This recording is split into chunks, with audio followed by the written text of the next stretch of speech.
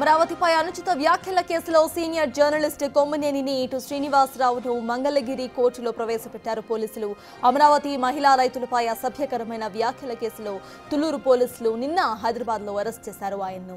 కొమ్మినేనిపై పలు రకాల సెక్షన్స్ తో పాటు ఐటీ యాక్ట్ 67, SC/ST అట్రాసిటీ నిరోధక సెక్షన్ కింద కేసు నమోదైంది.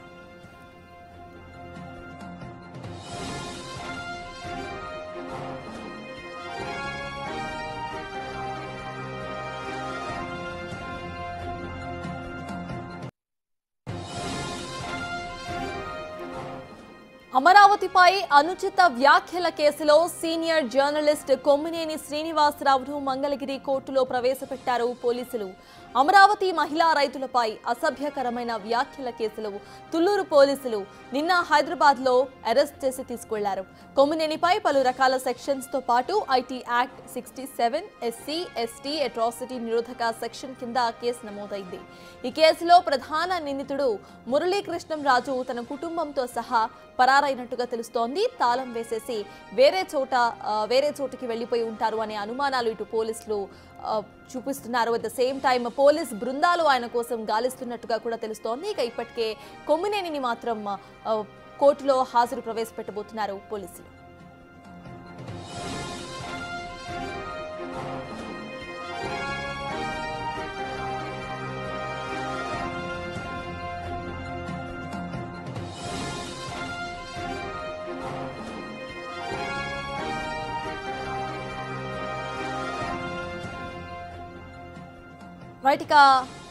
అమరావతిపై అనుచిత వ్యాఖ్యల కేసులో సీనియర్ జర్నలిస్ట్ కొమ్మినేని శ్రీనివాసరావును మంగళగిరి కోర్టులో ప్రవేశపెట్టారు పోలీసులు. అమరావతి మహిళా రైతులపై అసభ్యకరమైన వ్యాఖ్యల కేసులో తుళ్లూరు పోలీసులు నిన్న హైదరాబాద్లో కొమ్మినేనిని అరెస్ట్ చేశారు. ఇక ఈ కేసులో కొమ్మినేని అరెస్ట్ అయ్యారు. పలు సెక్షన్స్ కింద ఆయన మీద కేసెస్ నమోదయ్యాయి. ఐటీ యాక్ట్ 67, SC/ST అట్రాసిటీ నిరోధక సెక్షన్స్ కింద కేసులు నమోదయ్యాయి. ఈ కేసులో ప్రధాన నిందితుడిగా మురళీకృష్ణంరాజు కూడా ఉన్నారు. తను మాత్రం తన కుటుంబ సభ్యులతో కలిసి పరారైనట్టుగా తెలుస్తోంది. తన ఇంటికి తాళాలు వేసి వేరే రాష్ట్రానికి వెళ్లి ఉండొచ్చు అనే అనుమానాలు పోలీసులు వ్యక్తం చేస్తున్నారు. ఇప్పటికే పోలీసులు పలు బృందాలుగా ఏర్పడి సర్చ్ ఆపరేషన్ ను కూడా కొనసాగిస్తున్నారు. ఇక ఆ తర్వాత హైదరాబాద్ నుండి కొమ్మినేనిని అరెస్ట్ చేసి తీసుకువెళ్లారు పోలీసులు. ప్రెజెంట్ మనం చూస్తున్నాం శ్రీనివాసరావును మంగళగిరి కోర్టులో ప్రవేశపెట్టారు పోలీసులు. అమరావతి మహిళా రైతులపై చేసిన అసభ్యకరమైన వ్యాఖ్యల కేసులో వీళ్ళిద్దరిని కూడా అరెస్ట్ చేయాలి అంటూ కూడా పోలీస్ స్టేషన్లో ఫిర్యాదులు అందాయి. ప్రెజెంట్ కొమ్మినేనిపై పలు సెక్షన్స్ కింద కేసులు నమోదయ్యాయి. ఐటీ యాక్ట్ 67, SC/ST అట్రాసిటీ నిరోధక సెక్షన్స్ కింద కేసులు నమోదయ్యాయి. అయితే ఈ కేసులో కొమ్మినేనితో పాటు మరో ప్రధాన నిందితుడు కూడా ఉన్నారు. మురళీకృష్ణంరాజు ప్రెజెంట్ తన కుటుంబంతో పరారైనట్టుగా తెలుస్తోంది.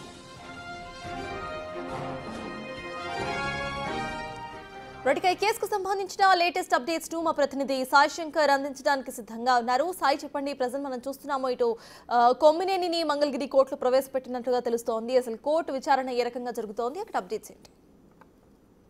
ప్రస్తుతం కొమ్మినేని శ్రీనివాసులకు సంబంధించి పోలీసులు ఏవైతే నమోదు చేసినటువంటి కేసులకు సంబంధించి సెక్షన్ల వారీగా కూడా లోపల వాదనలు జరుగుతున్నటువంటి పరిస్థితి ఉంది. ప్రధానంగా ఐటీ యాక్ట్ కి సంబంధించినటువంటి అంశంతో పాటు మహిళలకు సంబంధించి అగౌరవపరిచే విధంగా వ్యాఖ్యలు చేశారంటూ కూడా పోలీసులు కేసును నమోదు చేయడం జరిగింది. దీనిపైన కూడా ఇటు పోలీసుతో పాటు అదేవిధంగా పొన్నవోలు సుధాకర్ ఏమో కొమ్మినేని శ్రీనివాస్ తరపు కూడా వాదనలు అయితే వినిపిస్తున్నటువంటి పరిస్థితి ఉంది. మొత్తంగా వైఎస్ఆర్సీపీ పార్టీకి సంబంధించినటువంటి లీగల్ సెల్ కి సంబంధించి మనోహర్ రెడ్డి, అదేవిధంగా పొన్నవాళ్ళు సుధాకర్ రెడ్డి, అదేవిధంగా మరికొంతమంది లాయర్లు కూడా తమ వాదనలు వినిపిస్తున్నారు. ఈ కేసుకు సంబంధించినటువంటి అంశంలో అసలు కొమ్మినేనికి సంబంధించి వ్యాఖ్యలు ఏవైతే చేశారో అవి ఆయన ప్రత్యక్షంగా చేసినటువంటి పరిస్థితి లేదు. ఎదుటి వ్యక్తి చేస్తే దానిని వారించేటటువంటి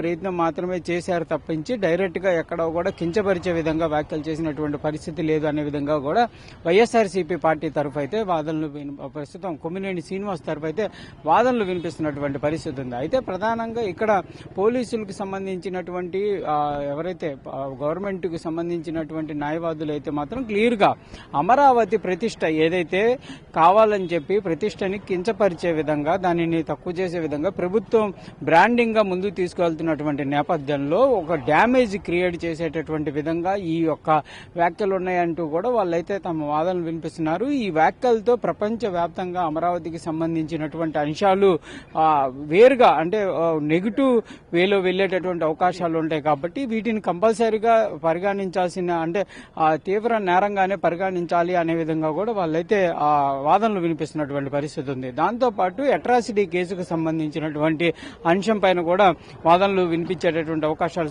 కనిపిస్తున్నాయి. ప్రధానంగా ఇక్కడైతే కొమ్మినేని తరఫు లాయర్లు అయితే క్లియర్ గా చెప్తున్నారు ఈ కేసులో ఎక్కడా కూడా క్యాస్ట్ కు సంబంధించినటువంటి అంశాలు వాళ్ళు మాట్లాడినటువంటి పరిస్థితి లేదు కాబట్టి అట్రాసిటీ కేసు అనేది ఇంప్లిమెంటేషన్ అవ్వదు అనే విధంగా వాళ్ళ వాదనలు వినిపిస్తున్నారు. కానీ అక్కడ ఉన్నటువంటి పరిస్థితులు మహిళలంతా కూడా ఒక వర్గానికి సంబంధించిన వాళ్ళు కాబట్టి వాళ్ళని అవమానపరిచే విధంగా జరిగినటువంటి వ్యాఖ్యలు కాబట్టి కంపల్సరీగా అట్రాసిటీ కేసును కూడా ఇంప్లిమెంటేషన్ చేయాలనే విధంగా కూడా ఇటు ప్రభుత్వం తరఫున న్యాయవాదులు అయితే వాదనలు వినిపిస్తున్నటువంటి పరిస్థితి ఉంది. చూడాలి మరి న్యాయవాదులు ఇరు వర్గాలకు సంబంధించి తమ వాదనలు అయితే వినిపిస్తున్నటువంటి పరిస్థితి ఉంది కాబట్టి జడ్జి ఎలాంటి జడ్జిమెంట్ ఇస్తారు ఏంటి అనేది చూడాలి. ఎలాంటి అంశాలని పరిగణనలోకి తీసుకుంటారని చూడాలి. ఒకవేళ కనుక అట్రాసిటీ కేసు కనుక ఇంప్లిమెంటేషన్ అవ్వకపోతే కంపల్సరీగా మిగిలినటువంటి సెక్షన్లు ఏవైతే ఉన్నాయో అవన్నీ కూడా బెయిలబుల్ అఫెన్స్ కింద వస్తాయి. కంపల్సరీగా బెయిల్ వచ్చేటటువంటి అవకాశం ఉంటుందనే విధంగా కూడా ఇటు కొమ్మినేని శ్రీనివాస్కు సంబంధించినటువంటి న్యాయవాదులు అయితే భావిస్తున్నారు. కానీ అట్రాసిటీ కనుక ఇంప్లిమెంటేషన్ అయితే కంపల్సరీగా రిమాండ్ చేసేటటువంటి అవకాశాలు ఉంటాయి కాబట్టి మరి కంపల్సరీగా